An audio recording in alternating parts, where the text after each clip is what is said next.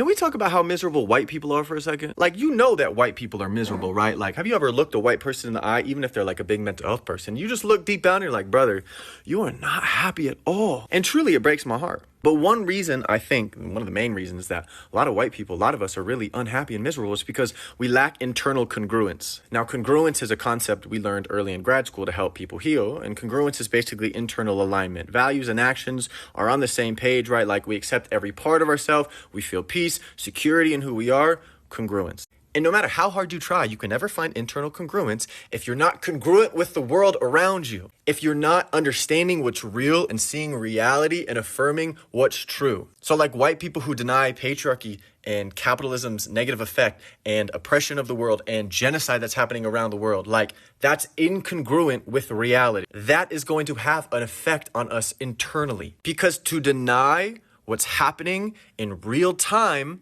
we have to deny certain parts of us, certain emotions, certain thoughts that come up. And the more we run for that, the more incongruent and separate we feel, the more dissonance that comes, the more miserable we are.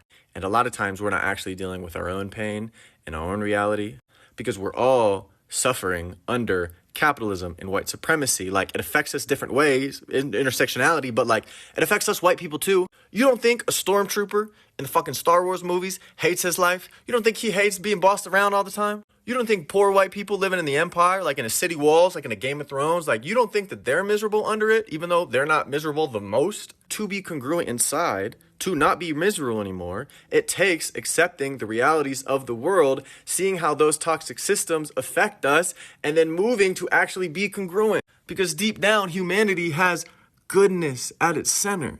So yeah, white people, we're miserable because we're not congruent, because we're denying the realities of the world, and thus denying ourselves.